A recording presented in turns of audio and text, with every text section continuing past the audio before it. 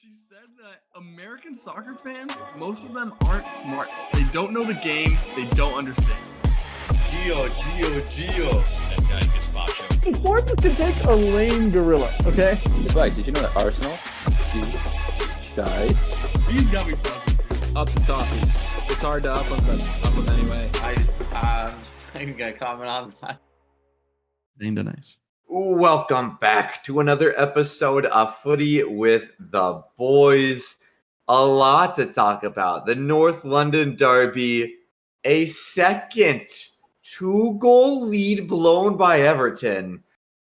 Oh, boys, a lot to talk about. Obviously, those two games. The rest of the Premier League will wrap it up. We'll get into our US men's national team corner because, boys, I don't care that Pochettino has not played a game for the U.S.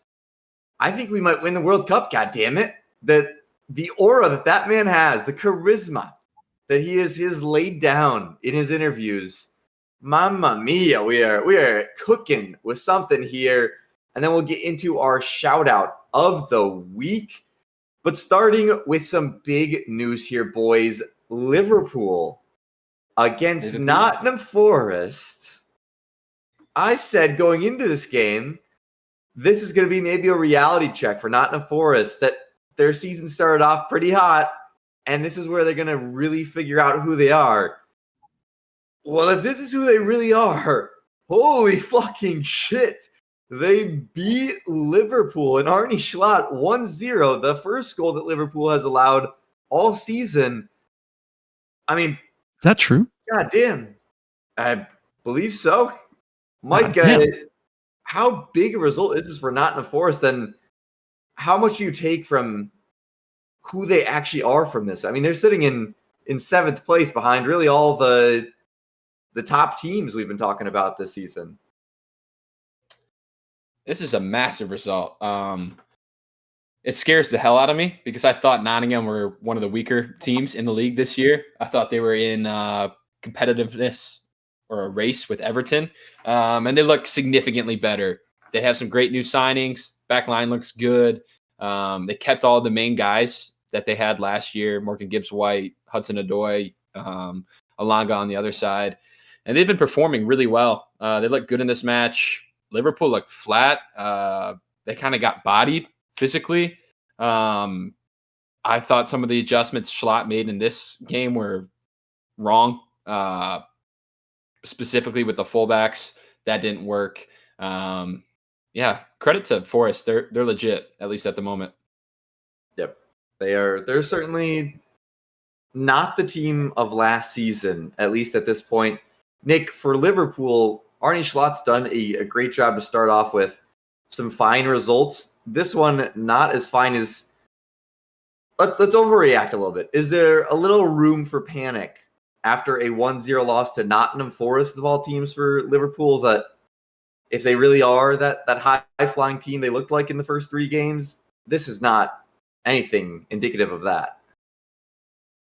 Yeah, I think, let's overreact. I think there is room for panic. I mean, were Nottingham Forest a better team today? No, but they come away with 3 points, and it's because Liverpool, wasted a lot of their chances. I think there's a real lack of creativity in the midfield. I think Diego Jota being the preferred 9 for Arne Slot so far is wild and makes you scratch your head. Everyone's like, why didn't Arsenal sign Gyökeres? Why didn't Liverpool sign Gyökeres? They could have used a bagman like that. So I think, man, I do think there is some room for worry there. I think when Trent's not on his A game, which he wasn't today, and taking McAllister off was weird. I don't know. There's no spark in that midfield, really. They're a little bit flat. The system is a good one, but when it fails, you kind of have to adjust or rely on individuals, and neither of those happened for Liverpool today. The goal, it was 1v2, just a hell of a moment of brilliance from Hudson-Odoi. But I think there is. I'm a huge fan of Liverpool. You guys know that I've predicted them to be the second place team this year. I think there is some cause for concern there when it looks to the profiles in that team and what they're lacking a little bit. Yep. Certainly a massive result.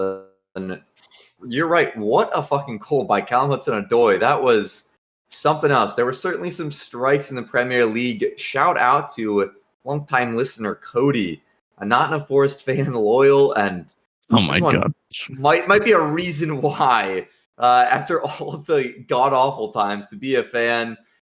Speaking of being a fan, Nick, your team Arsenal also gave you a lot of reasons to be happy this weekend with a 1-0 victory over Tottenham.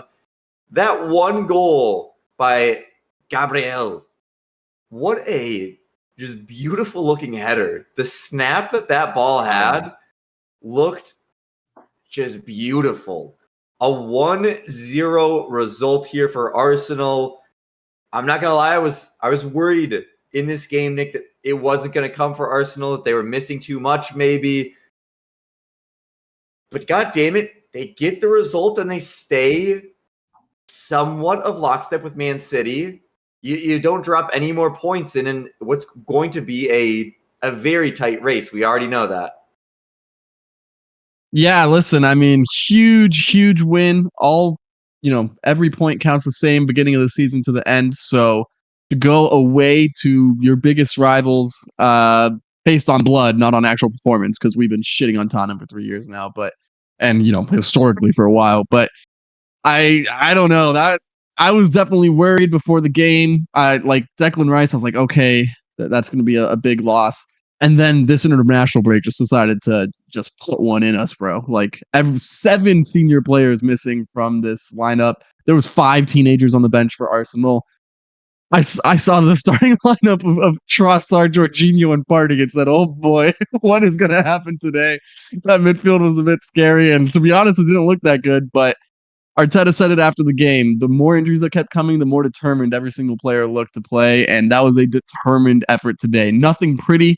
But I mean, just the guts and the balls shown by these boys today. Special shout outs to both the center backs. Gabriel, huge all day. Nothing in that box was getting by him. Saliba calm under pressure as always, and just a majestic player. I think Havertz plays about 4 different roles for us, and his tactical adaptability is so beautiful. He's able to drop deeper. He's able to be false 9. He's able to be a target 9. I know everyone knocks him for his finishing, but what he does for this team cannot be understated at that striker position. So shout out to him. And how about Jurriën Timber, boys? I mean, first game of the season last year, just does his knee, is out for the year. This is his first full 90 away at Spurs. And I mean, was the best player on the pitch, I think, today out of everyone, including Gabriel with the header and the defensive performance. Pocketed Brennan Johnson, which, what a waste of $50 million, by the way. But pocketed Brennan Johnson, I mean, was everywhere with the ball. A great gutsy performance. Shout out Jorginho for running his ass off. He was asked to be the pressing 8 today. The pressing 8, Jorginho. you can't move, brother. And he was up there closing the ball down. So, I mean, gutsy performance. We take those 3 points and keeps us lockstep. Holland and Man City look unbeatable at the moment. So this next weekend we'll see what happens. Champions League fixture before then, obviously, but we will take 3 points at Tottenham every single time. And I mean, boys, how embarrassing of a performance is that from Spurs when your biggest rivals go to your ground, missing 2 of their best players, 2 arguably world-class players off. No one really in the attack. Saka has the assist on a beautiful corner, but outside of that was doubled up and isolated a lot. I mean, Trossard couldn't do anything in the midfield. Martinelli and Timber combined well, but he didn't look too, convicted in front of goal. So I mean, it is an embarrassing performance. Son no-showed. Madison put like a ball into the box and did nothing. Solanke is just not a good striker for 65 M's. If you're Tottenham, and by the way, the biggest storyline here is Ange, because your boy Flags, he does not know how to play football any other way. And Arsenal came and parked the bus on his ass, and he had no answers the entire game. How disheartening is this, do we think, for Tottenham Hotspur, Mike? Oh, super disheartening. They're known for that crazy attacking football where they burst with real speed, combine well, get the fullbacks involved. They couldn't do any of it. None of the attacking players looked worth a damn. Son was trying to force things at the end. You were right about Johnson, absolutely pocketed. Kulusevski was pocketed. James Maddison was really anonymous. And then Dom has looked shit to start. That's your big striker. That's your big signing of the summer. And he's not involved in any goals to start with. Yeah, really poor. I thought one thing worth bringing up was maybe that Timber incident with the high tackle.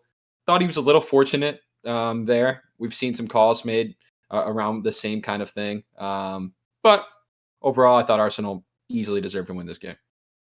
Yeah, I think he stomped. He like got the ball first and was on top of the ball. Just kind of rolled through. Yeah. I could have seen it going anyway. I think yellow is the right call. Flags. This Ange thing. Do Spurs have an Ange Postecoglou problem? I don't know if it's Ange problem or just it's just Tottenham.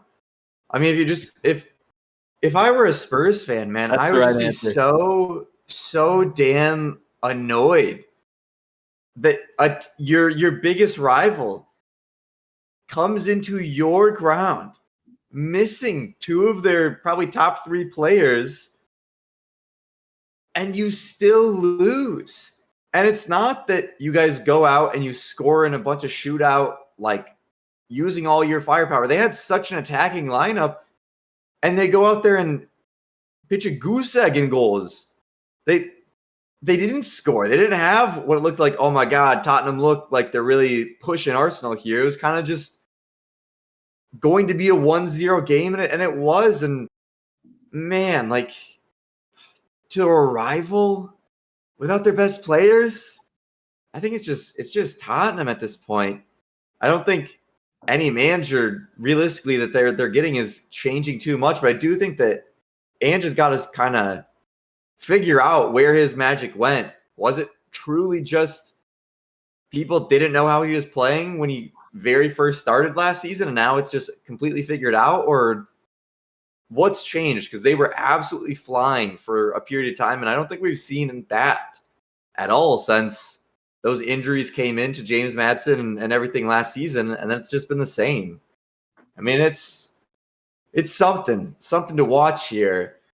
But we move to a game where I'm not a Tottenham fan, so I don't know their misery, but I do know this misery. It is Everton Football Club. It's a misery that nobody should, when choosing to go through things, choose to go through the life of being an Everton fan. In this game, Everton go up 2-0 and end up losing 3-2. If you feel like you've heard that before, it's because last time we recapped an Everton game versus Bournemouth, they were up 2-0 and lost 3-2 to Bournemouth. It happens again, once again, Mike. Keane is dunked on for one of the goals. Jack Harrison taps the ball into the path of Ollie Watkins for another. And then, of course, Jean Duran with a fucking missile, random wonder strike against Everton. And we go from 2-0 to 3-2. We've had a lot of talk in our group chat about this game.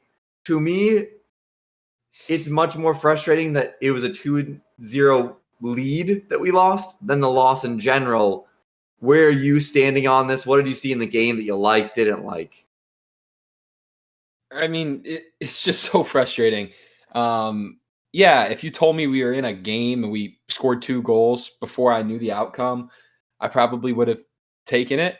But the fact that we give up more than 2 goals every single game, I mean, that's what we're known for, is being defensively solid. That's what got us through last season, having a dynamic center back partnership, strong goalkeeper, no nonsense play, very gritty, hit you on the counter.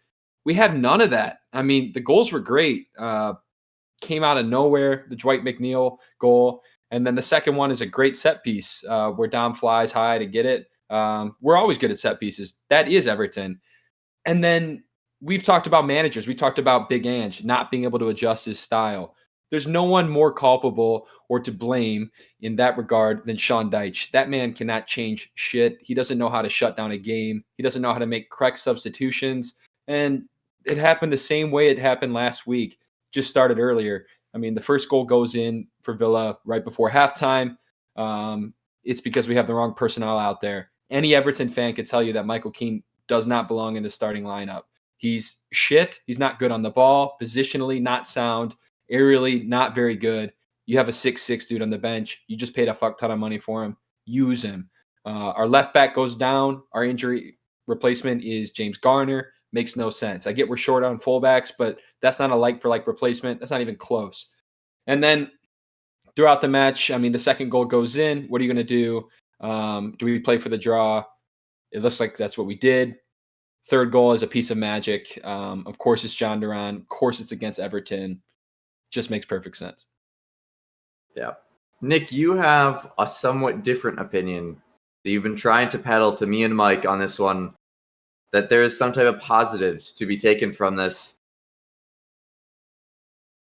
Okay. Listen, I just think that, like, for 2 weeks, and honestly longer than that, 3 weeks, and probably rightfully so, we've been talking about how Aston Villa is just absolutely going to shit on Everton. Like, I mean, down their throat, and just it was going to be no chance, embarrassing. And I've asked you both what a successful season looks like, and you've both said survival, and like wait until we get some money in the summer, and then we can start building. Well, if that's the case, I mean, you were up 2-0 against an Unai Emery Aston Villa. You looked good when you like absorbed pressure early. Like, it took a wonder goal to beat you, and it took an individual mistake from Harrison to even get it tied, which, I mean, was bad. That was horrible. And you still have reinforcements on the way with, Branthwaite's still not in the game, and we have signings that maybe or maybe not Dyche will use. Who knows? I mean, maybe they're literally there to warm the bench.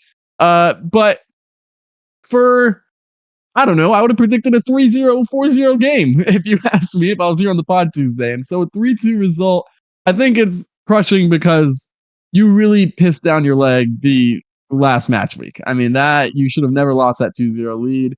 And so I know the narrative feels the same, but context is important here. And after an international break, I think there was some glimmers of hope. You're never happy with a loss. You're never happy with the loss after being 2-0 up, but it is not the same thing happening all over again. It's just the same scoreline. I mean, but hope doesn't keep you in the Premier League, man. We need points. That's the only thing that matters at the end of the day. But we said we want survival. That's what you need is the points from it. And if you told me a season ago, if you told me at any point, really, Sean Dyche team has a 2-0 lead on somebody, I'd be like, holy shit. There's no shot that Sean Dyche's team allows more than 2 goals. I would say there's no way that they allow 2 in general. It wouldn't even be a draw. I would say they win because that's what Sean Dyche was known for, is you sit back, you're so defensively solid. He's allowed 3 fucking goals in like every single game we've played. And we've had 2 2-0 leads where just be Sean Dyche, have some type of defensive identity, and it's not there. There is no identity. There is absolutely nothing to go off of. And then you have Dominic Calvert-Lewin, who's missing one-on-ones with the fucking keeper. Looks like he's a fish out of water. Meanwhile, we still have a Broha on the bench that, new signing you don't use, and you have a Beto even that just try something else. If he can't finish a 1v1 in the fucking Premier League, oh my God, it's the way it happens, man. 2-0 lead. Another one, Mike? Another one. No passion, no mindset. There's no fucking mentality in this club at the moment, dude. It's so sad to see. It's very depressing. I get my hopes up every single time, and then crushed. Broha couldn't play this week. He had a little bit of a knock, so he'll be back, and Branthwaite should be back soon. I mean, Leicester's next. That's got to be 3 points. That's the only way I see we save this season. Yeah, come on. Talking about relegation that's a 6-pointer because they're going to be it really is, right dude. there with us. You can't mess up those games. These games, yes, I understand it's Villa. You don't go into expecting it. Once you're up 2-0, you start expecting it. But against Leicester, no matter what, you have to. It is a double pointer there if you're facing us Leicester next week. Let's get to the Premier League wrap-up, boys. We start with Manchester United getting a win over Southampton 3-0. Marcus Rashford scoring in this one. Mike, is this more of a showing of how bad Southampton is, or is Manchester United maybe figuring something out? Yeah, how bad Southampton is, and so is fucking Aaron Ramsdale. Holy shit, that Marcus Rashford goal was horrible. P-roller, didn't see it late somehow, and then it just rolls in right beside him. Man, you are not impressive in this game. Southampton are just really bad. One of the teams in the league, maybe the only team in the league. I think Everton's better than. Yeah. Speaking of a team that's down there with Everton, except this team does pick up points, it is Ipswich Town getting a 0-0 draw with Brighton. Fabian Hertzler dropping some points here to Ipswich, but a massive performance by Ed Sheeran's boys out there. We're staying up, baby. We're staying up. Maybe. I mean, Southampton and Everton might be taking up 2 of the spots, so. We're Crystal fourth Palace. from last. Yeah. Okay. Crystal Palace faced off against Leicester here. Leicester had a 2-0 lead in this one. I thought things were looking awfully dire for Crystal Palace to start their season here, and they end up getting it even 2-2 to end this one. I think both teams might be a little bit disappointed with this one. Crystal Palace not liking their performances so far this season under Ole Glasner after such an amazing season last time with him. Leicester dropping some points here. Like we said, that's going to be big in a relegation scrap for them this season. Fulham 1-0 to West Ham before a late equalizer for West Ham. Means they share the points here 1-1 for the London rivals.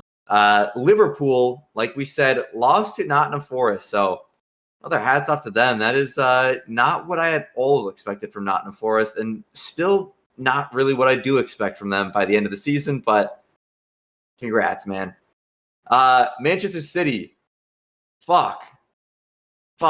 They are very good. Again, they may not ever lose. Erling Haaland scores 2 again. He is 9 goals in 4 games. I'm playing FIFA and I still don't have my striker putting that many goals in, more than 2 a game. That is ridiculous. It's absurd, and God damn it, something needs to be done about it, because I don't want to live in a league that this is happening. Everton won't have a player get 9 goals all season. Like, that is crazy. It is absurd what Man City are doing right now. Brentford even took the lead in that one in the first minute. Aston Villa, Everton, we've already seen that. Bournemouth with a narrow loss to Chelsea. They miss a penalty in the first half of this one, and then Jadon Sancho comes in, provides an assist to Christopher Nkunku, the Balloon Man, for a 1-0 win for Chelsea. Boys, what game caught your eye here? What result caught your eye? Nick? Yeah, shout out to ESR, baby. Another assist in the bag. Reese Nelson with a little cameo at the end. Eddie Nketiah too. Crystal Palace Twitter was all over him, salivating. So shout out to you, buddy. Hope it goes well. And then Jadon Sancho and Nkunku. How about that? Connecting for a goal. That'll be interesting to watch. Let's see if those two got anything. Well, we get about 50 new signings to do 007 watch on, and Jadon Sancho already off of it. So good for him. Mike, which one caught your eye? West Ham still failing to impress. Bailed out. Yeah. They were also a late equalizer, like a 95th minute Danny Ings goal. Their start to the season has been disappointing. I thought those new signings they made would make them a lot stronger team. Not seeing it yet. All right. Boys, let's move to the U.S. men's national team corner, where it was a admittedly slow week for American players. Not one Christian Pulisic getting a goal and an assist in their game versus Venezia, starting against Gianluca Busio. Busio looked pretty nice in that one as well. But really, boys, the headlines are still all about Mauricio Pochettino. Had some interviews come out with Men in Blazers, with just U.S. soccer in general, and everything he is saying is absolute music to my ears. Nick, he said, or when asked what was the goal for the U.S., he said, the goal is to win. It is to win. I don't care to be nice to the fans. We need to win. What do you think of that? Could he have said anything different? Or is that really just Poach giving some good answers here? I mean, that's the right answer. I would hope that's the goal, to win. Here's hoping. But I don't know. There's a lot of talk of we have to believe we're gonna win the World Cup. Buddy, I don't believe we're gonna beat New Zealand in a friendly. Can we let's take this step by step? I know you have some cachet, but right now, we're in the pits. So let's the interviews are cute, they're nice, they make fun USMNT corners. Let's see this October window. I want to see some real changes to this. Put some action behind those words. Yeah, Mike, he did talk about that belief, the mindset, when asked that the 2010s type players, 2000s type players said that even when they got those big results, those big upsets that they were somewhat able to get, they knew in their head or would admit after the fact that they really didn't think they were going to be able to do it going into the games. And he said that has to change. There's no chance that can still be a mindset of American football. And to be honest, that is kind of the mindset of American soccer. Is we don't have the belief that we can beat a lot of these bigger teams.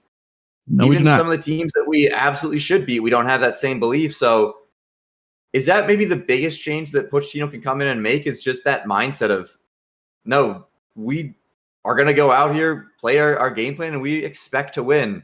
Much like he said the women's national team does, kind of taking a page out of their book. Yeah, I think that's refreshing. I think we are underdogs. We always will be until we're much more established. But you can be an underdog in a way where you're still confident in what you're trying to achieve, in what your game plan is, in your teammates, knowing that you trust the process. Poach is the guy to do this. I mean, coming off of Greg Berhalter, who would say things like, "Oh, this Copa America is a preparation tournament for 2026." Wild. You're in a tournament, an international tournament that's really an honor to play in. The United States doesn't always play in. You get a test against South American sides, and it's a warm-up. It's a preparation tournament. That's the opposite of winning mentality. Poach will definitely bring that at the very least, hunger to achieve. I think he said all the right things without getting too in the weeds, which is perfect. It's a good start, a good way to roll out a manager. Yeah, honestly, he did say a lot of the right things, and even the reporters that were saying things that he somewhat didn't even understand he was saying the right things to. He was asked about if he was concerned of a lack of competitive games going up to the World Cup, since we don't have World Cup qualifying. How much is he going to focus on Nations League and things like that? And he seemed confused, the question. He was, yeah, I'll focus on Nations League, but friendlies, Copa America, World Cup, you have to have the same mentality. You have to be going all out for your country, for playing for your country every single time you're playing for it. They're all official matches to him, he said. It's not what we've really saw about this Canada game, this New Zealand game, where it seemed like, yeah, it's just a friendly. They're obviously not into it. That mentality at least will change with Pochettino. He kind of saw the friendlies as official competition. He's gonna have to see them as that way to really get them prepared here. But Mike, October, his first camp, Panama, Mexico. What is one thing you want to see out of the team under Poach, whether it be personnel, change the roster, or just play style in general? What do you want to see?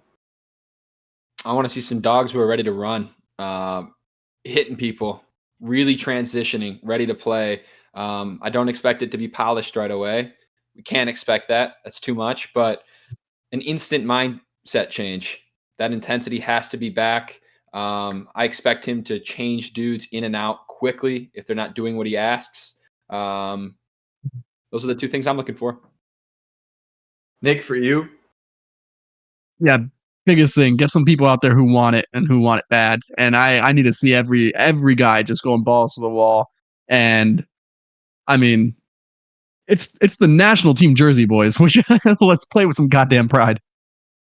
Yeah, I think one thing to at least watch here is obviously that intensity. You got to be out there and play hard. That seems like a bare minimum, and certainly should happen. But it will be interesting to see Pochettino's first selection of players, his own selection. Who is it that he wants in? He says he's watching everywhere, and he made a bit of an open invitation to the U.S. men's national team that if you are playing good, we will call you up no matter where you are, no matter what you're doing. It's going to be based off performance, and so we'll see what that means. And obviously, he's a player that has trusted a lot in young players before. What type of young players does he bring up? Does he identify? How big of a shakeup is there for the roster? Flags, when you hear that comment by Poch, which, I mean, feels like a good comment to make, but, words are words. Who does that make you think of right away? CS? I mean, huh? CS 14? CS 14? David. Oh my God. No, I think it comes to like maybe a player like Diego Luna, who is like third in the MLS in assists, performing very well. And he's not the type of player that U.S. soccer typically reaches out to. I think it's somebody that Mauricio Pochettino has a higher maybe likability with him. It's a player that plays more like a Southern American way, a lot more creative, or quick, small touches on the ball rather than the American way of, hey, look at Cade Cowell just absolutely fucking truck this defender over and score a goal. Like it'll be interesting to see the physical profiles that he ends up bringing in this one, if it is similar to the ones that Greg Berhalter would, but we'll see. I think Gio Reyna would also be a fun one to see. Oh my God. Under Mauricio Pochettino, so I'm excited to see that. Boys, has he been playing well? It out. Yeah, he's been playing it very well, just in training and in the rehab center. Let's move to the shout out of the week, though, here, boys, to close us out. And Mike, let's start with you. Shout out Shite Dwight McNeil for actually playing football on Saturday, unlike the rest of the lads. Special place for you in my heart. Shout out Lamine Yamal, my other favorite winger, who did his thing today with Barcelona against Girona. Big 4-1 win. The boys are rolling. The boys are rolling. Nico, what is your shout out? Dwight McNeil and Lamine Yamal, just two sides of the same coin, huh? Shout out to the Arsenal mascot, the young lad who sees Tottenham mascots giving some high five to some Arsenal players off the field, immediately says, "Get your dirty ass hands off my players," goes up and squares up against 8 about 10-year-olds, and just starts flexing on them. We start him young in North London. North London will forever be red, and it's because we have a bigger mentality. You can even see it in the children. Yeah. Facts. My shout out of the week is to Malik Willis. Way to go. Bringing the Packers a big dubski over the Colts. What a stand-in quarterback. That is my backup quarterback. God damn it. Palmer, close us out. Who is your shout out here? Shout out to Jacob Tyler. I went home for a wedding this past weekend and ran into a lot of old friends, people I knew growing up, and Jacob was one of them. And he immediately walked up to me and started talking ball. Apparently, he watches the pod, not enough to know that I don't know what the fuck I'm talking about. But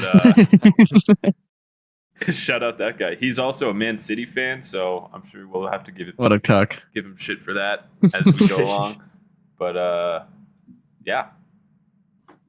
Jacob Tyler, a former teammate of your own co-host here, a legend. JT, the only JT that after Justin Timberlake's DUI, we recognize here at Footy with the Boys podcast. Boys, final thoughts before we sign off here. Mike?